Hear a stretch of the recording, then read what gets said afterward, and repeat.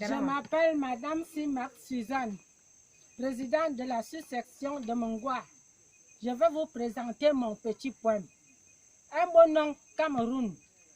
Ce bon nom d'origine portugaise camerounaise, franchisé comme on l'appelle actuellement et jusqu'à l'infini, se compose de 8 lettres paires, 4 consonnes et 4 voyelles. Mon esprit a tant sollicité pour ces lettres une signification. Je désire satisfaire cette sollicitude si mes concitoyens admettent que je les baptise sous le nom emprunté et imaginaire, tant fureté et repéré parmi d'autres. Cameroun, ma chair, ma patrie, la terre de mes aïeux, ma personnalité. Les lettres volontaires qui servent à la composition de ton nom me demandent une signification individuelle. Permettez-moi de baptiser chacune d'elles comme j'entends. C s'appellera comité. A répondra agriculteur. M se présentera à celui qui le prononcera moyen. E l'ensemble. R la recherche. O l'organisation. U la cadette se contentera de son joli nom, unité.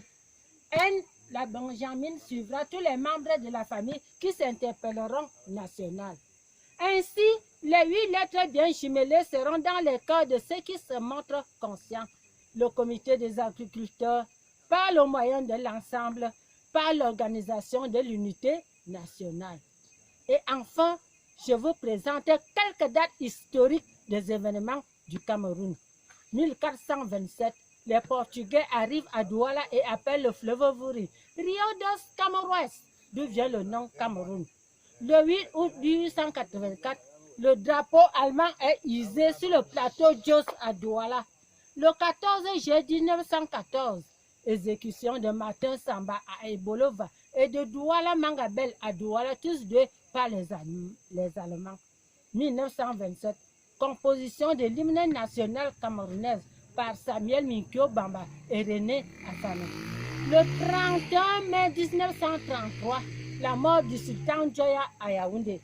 Le 1er octobre 1943, la mort de Charles Atana en Volier, Yaoundé. Le 25 octobre 1945, le Cameroun est placé sous tutelle française. 1960, année de l'indépendance. 1961, année de la réunification. 1962, mise en place de nos institutions de l'État. 1963, année du planteur dans le plan national. 1964, consolidation accrue du pays.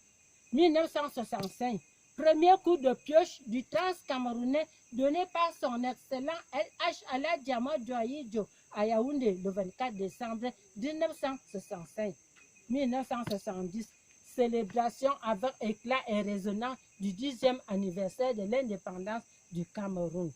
Le 6 novembre 1982, son excellent Paul Biya prend place du président de la République du Cameroun. 2010, deuxième célébration avec éclat et résonance du 50e anniversaire de l'indépendance du Cameroun. Et enfin, le 20 février 2014, cinquantenaire de l'indépendance et de la réunification à Boya. Une chanson. Le Cameroun, où nous vivons, les colonialistes n'y seront plus. Ils étaient venus faire leur commerce, mais pas sans paraître dans notre pays.